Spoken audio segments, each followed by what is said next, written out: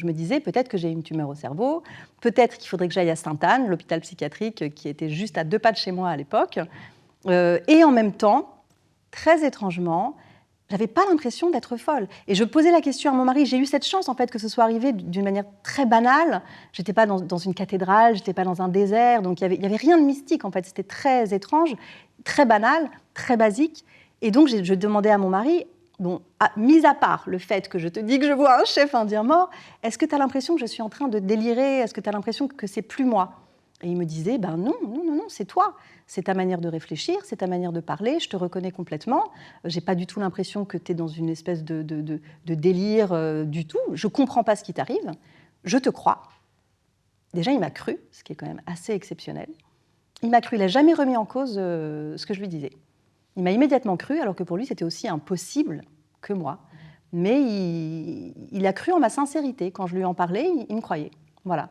Et donc, en fait, cette vision a duré 4 jours. Pendant 4 jours, j'ai eu donc Sitting Bull qui était là avec moi 24 heures sur 24. J'ai dû aller donner un cours à la fac à Nanterre parce que je donnais des cours de scénario.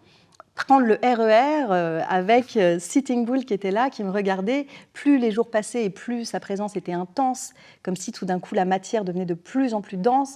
Au début, il était un peu comme les images, un peu des vieilles photographies, vous voyez, qui sont faites sur des plaques, etc., voilà, un peu transparentes. Et après, tout d'un coup, il a commencé à être en couleur, je commençais à avoir un ciel derrière lui, j'entendais des sons, des mots que je ne comprenais pas, j'ai failli avoir un accident de voiture, j'ai entendu des sons de tambour. Et donc ça devenait de plus en plus bizarre quand même, c'était de plus en plus surréaliste. Et moi, je me raccrochais en me disant, je vais comprendre pourquoi il est là. Et après, bien sûr, une petite voix en moi disait, si je ne comprends pas, je vais à Sainte-Anne. Mais pour moi, c'était vraiment la dernière des solutions. Mes parents m'avaient beaucoup envoyé chez des psychiatres quand j'étais jeune. Donc pour moi, le psychiatre, c'était un peu l'ennemi. C'était plutôt celui où j'avais pas du tout envie d'aller, puisque c'était jamais venu de moi d'aller voir un psychiatre. Et en plus, j'avais une tante qui avait eu un peu des bouffées délirantes. Donc je me disais, tiens, il y a peut-être quelque chose de ce côté-là.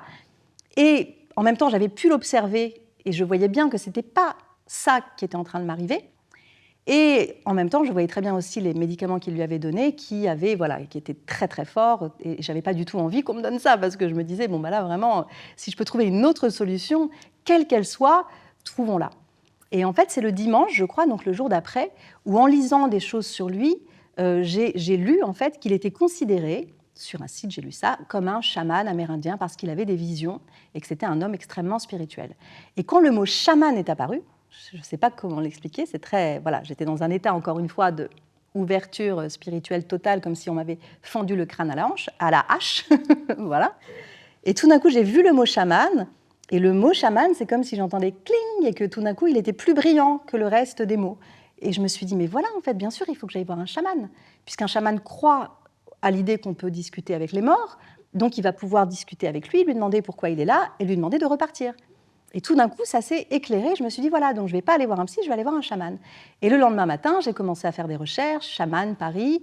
Je tombe sur un site. C'était une femme, elle était russe, Elena Michetchkina. Elle habitait à Paris, elle recevait. Sur la page d'accueil, il y avait un aigle magnifique. Et moi, ça faisait 2 jours que j'étais qu'avec les Amérindiens, donc forcément, l'aigle, ça m'a tout de suite parlé. Voilà, et donc j'ai pris rendez-vous avec elle, en lui expliquant, en lui disant, écoutez, voilà, ça fait 3 jours, là déjà, maintenant que je vois un mort, j'ai trouvé son identité, je n'ai aucun lien avec lui, voilà. Et elle m'écoutait, puis elle me disait, ah oui, d'accord, très bien, vous voyez un mort, mais comme si je lui disais que j'avais une verrue ou que j'avais mal à la tête.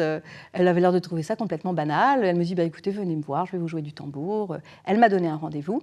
Et à partir du moment où j'ai raccroché, la vision qui, depuis 3 jours, n'avait fait que monter en intensité, imperceptiblement, elle a commencé un tout petit peu à redescendre. Et là, je me suis dit, ah ben voilà, c'était la bonne décision. J'ai commencé à avoir une espèce de pensée magique. En fait, comme je n'avais plus mes repères habituels de la raison et du monde concret, tout d'un coup, le fait que la vision commence à repartir, je me suis dit, donc voilà, c'est bon, je suis sur la bonne route. J'ai commencé à avoir un nouveau système de pensée. Et voilà, donc le fait est que la vision a quand même duré tout le lundi et tout le mardi, mais que le mercredi matin, quand j'ai ouvert les yeux, il n'était plus là, mais par contre, l'air ne s'était pas encore complètement refait. C'est-à-dire que c'est comme s'il y avait son absence encore, comme si on voyait encore les pixels, quoi, vous voyez ce que je veux dire et il y avait encore cette absence.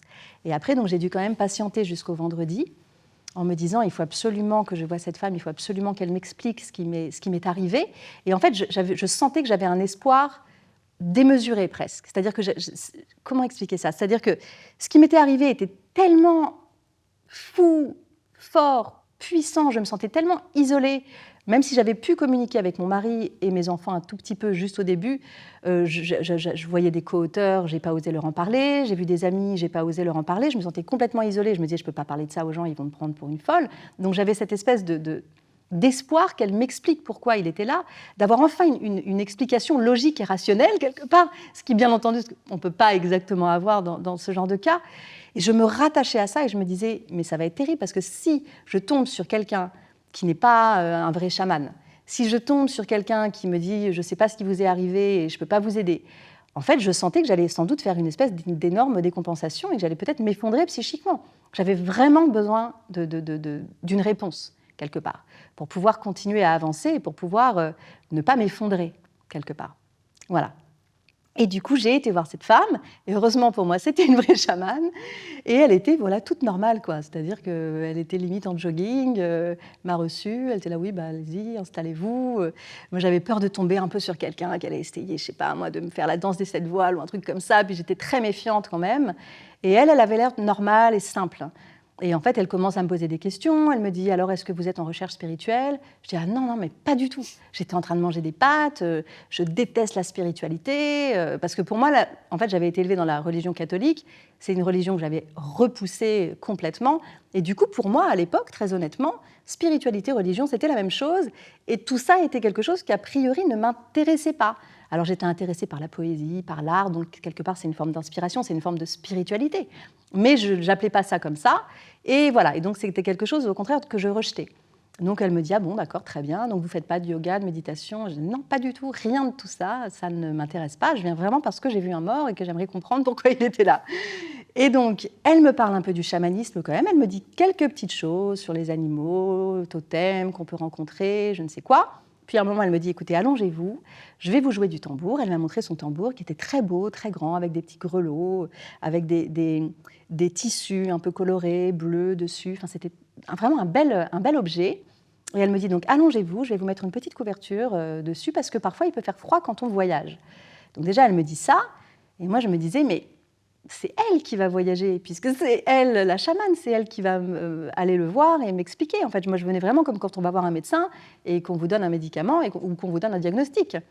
Et bon, j'ai quand même écouté ce qu'elle m'a dit, je me suis allongée, et là, elle m'a dit, fermez les yeux, écoutez le tambour et demandez aux esprits qu'ils vous amènent à votre indien.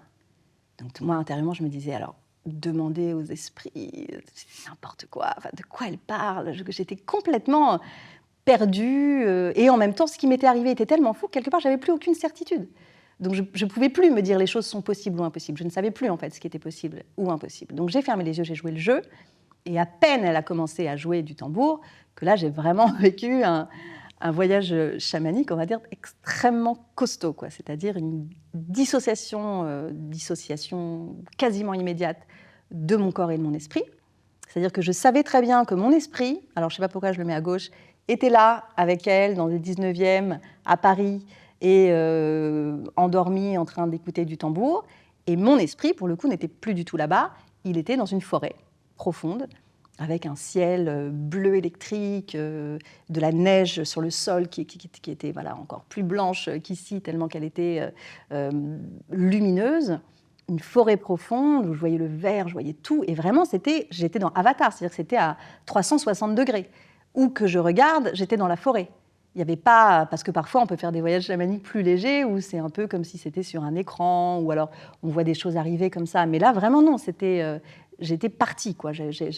En fait, je pense que la vision que j'avais eue avait dû m'ouvrir un peu de force le troisième œil. Du coup, j'avais plus aucune défense, quelque part. Alors que normalement, on a quand même un sacré système de défense qui fait que dès que l'esprit part un petit peu loin du corps, il y a le mental qui va le ramener en disant « ne va pas trop loin, attends, on va rester ensemble, etc. » Et là, en fait, mon corps n'a pas pu faire ça, mon mental n'a pas pu faire ça, donc je suis partie complètement. Et donc j'ai fait un voyage chamanique à la fois spirituel, dans cette forêt et complètement physique de l'autre côté, puisque j'ai eu l'impression d'avoir des griffes énergétiques qui me poussaient dans mon corps, etc. Une espèce de montée énergétique qui est partie du ventre comme une espèce de vortex de lave où tout d'un coup le ventre devient liquide et après on a cette impression que ça fait bzzz, comme, je sais pas, comme vous savez dans les jeux vidéo, tout d'un coup vous voyez l'énergie qui remonte et là tout d'un coup il y a tout comme des espèces de fourmis ou d'abeilles, comme si toutes les cellules du corps devenaient comme des espèces de fourmis, d'abeilles quoi, qui vrombissent, qui bourdonnent, etc. Donc une espèce de montée énergétique complètement folle dans mon corps. Et de l'autre côté, j'étais avec un loup, j'ai revu Sitting Bull, je me suis retrouvée sur le dos d'un aigle à un moment majestueux et j'ai survolé un paysage mais d'une tristesse atroce parce qu'en fait c'était un paysage de charnier, quoi. C'est-à-dire que je voyais des Amérindiens morts dans la neige, dans des espèces de collines et je pleurais et en même temps j'étais sur l'aigle et je sentais l'arête des plumes, quoi. C'est-à-dire que c'était vraiment, j'étais là-bas. Et à la fin, je me suis retrouvée à nouveau face à Sitting Bull, à côté de cette espèce de feu sur lequel je l'avais vu. Il m'a regardé dans les yeux, il a plongé sa main dans mon ventre, il l'a remonté, il a décroché mon cœur, il me l'a montré, et ça ressemblait à une espèce de lampe Art Nouveau, rouge comme ça, mais un peu comme, voilà, ça ressemblait pas à un vrai cœur du tout. Et en fait, il l'a mis dans ma tête. Et je sentais mon cœur qui battait dans ma tête.